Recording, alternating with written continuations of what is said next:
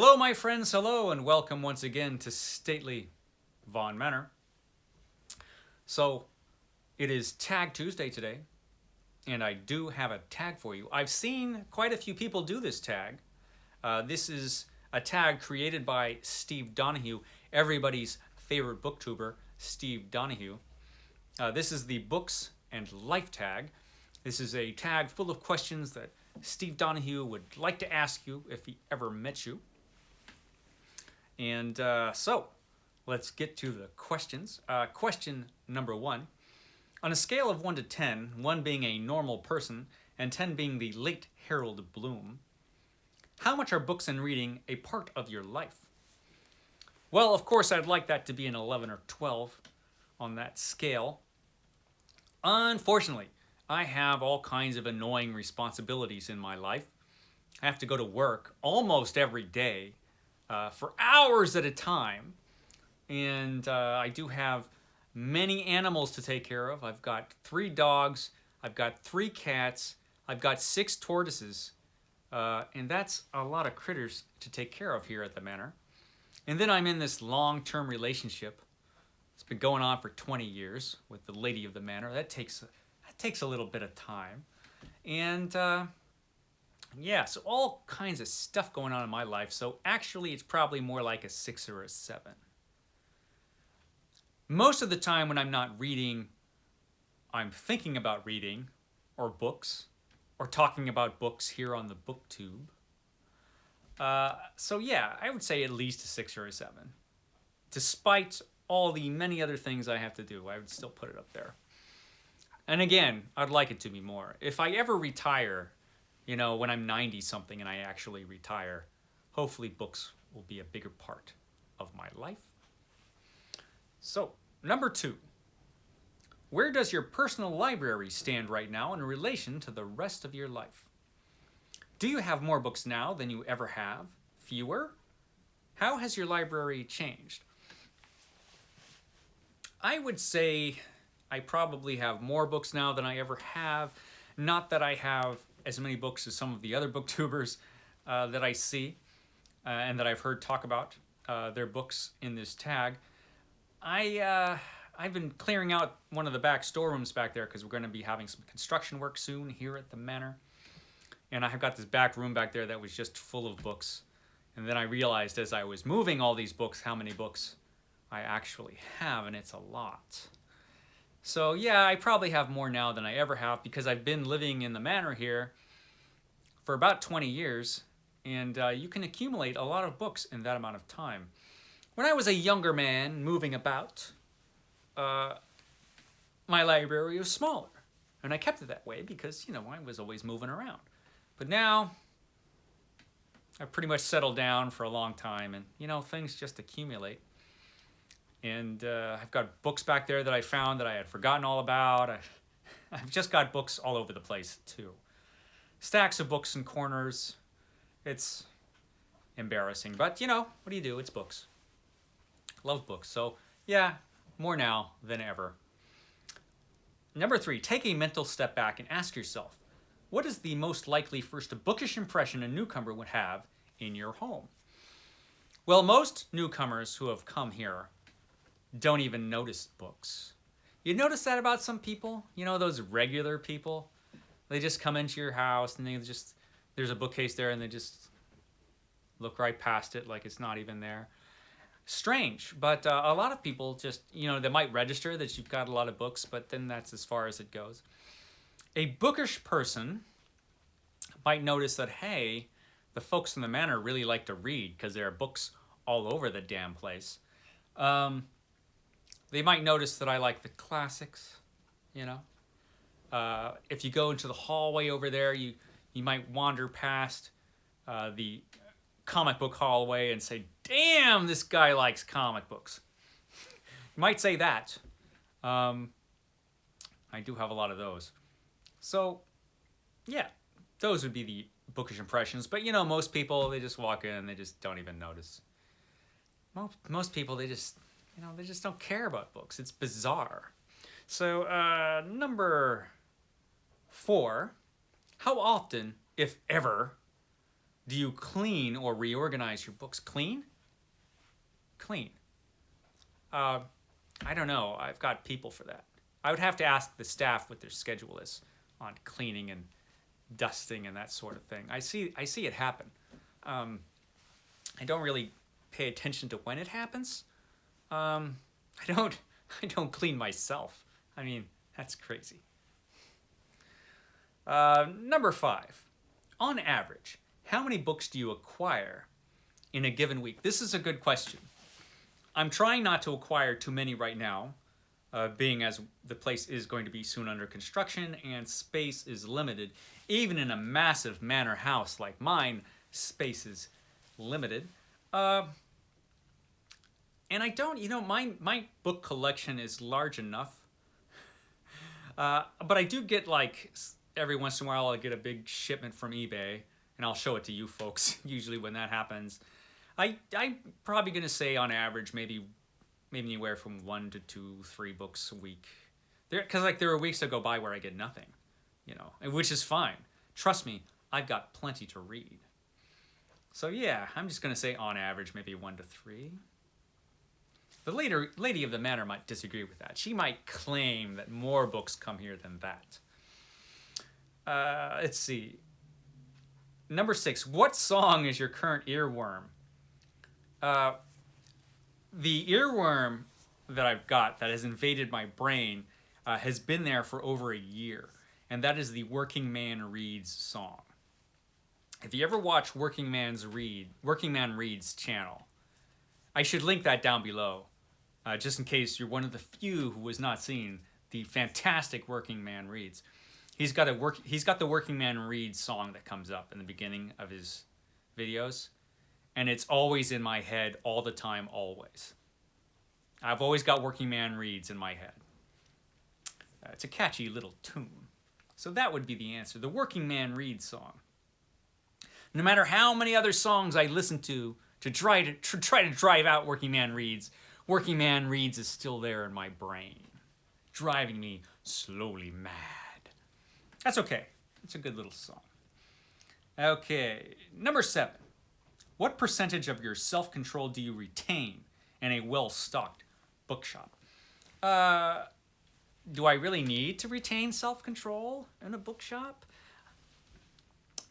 I retain my self-control fairly well, I think, maybe. Yeah, I mean, if it's a well-stocked bookshop, I'll take some time, but I'm really selective because I've got so many books already. I've got multiple copies of a lot of books I've discovered that I've collected over time. Who needs that many copies of Frankenstein? I've got so many copies of Frankenstein, it's ridiculous. Why do I need that many copies of Frankenstein? Why do I need 42 different sets of Sherlock Holmes? Why? I don't know. So a lot of those I'm trying to get rid of, I'm trying to decide on one, or if Sherlock Holmes, it'll be more than one. But I'm trying to decide on, like, specific editions of these works and just say that's the one I'm going to keep. I don't need 6 of the same book. I've got stuff like that going on. So when I go to a bookshop, I try to be selective. I usually don't leave with more than 2 or 3 books, usually. I don't do these gigantic book hauls, although I am going to be doing one later this week just because of all the books I've acquired in the last month or so. Or 2 months, whatever it is. But I don't go to, like, a bookstore and just, like, grab piles, usually. But, if I see stuff that I really, really think I need or just want, yeah, I'll get them. But it's been a long time since I've been to a bookstore. I haven't really shopped more than once or twice at a bookstore since the pandemic happened. I've just got out of the habit.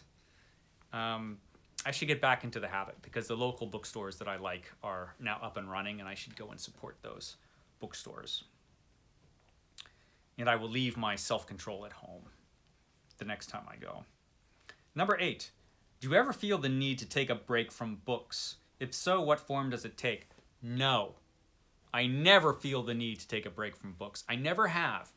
In my entire life, I've never said, damn, I gotta stop reading.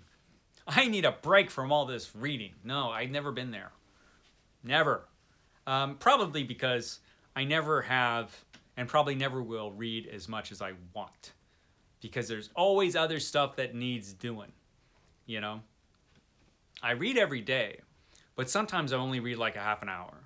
Sometimes I read 45 minutes to an hour if I'm lucky. It just depends on how busy I am. And I could always read more than that if I had my choice. So yeah, man, no. Break from reading? Break from books? Never! Let's see. Number 9. When you meet a new person, how long does it take you to bring up books? I don't usually. Like I said, new people aren't usually interested in books, which is why BookTube is so awesome, which is why I enjoy the BookTube, because you can connect with all these people just as obsessed with books as you are, which is fun. It's fun to finally connect with people that like books as much as I do. Yeah. When you meet new people, a lot of times new people just aren't interested in books. Tragic. It's a tragic thing. And so I don't usually bring it up right away. If somebody starts mentioning books or it comes up, cool, we'll talk about it. But I can't tell you how rare that is. Yeah. I mean, the only people in my life who read books are my mom, my mother-in-law, the lady of the manor, and Justin from This Just In. That's it, I think. My brother reads books once in a while. He does. But that's probably it. Just people I interact with or just meet? Nah.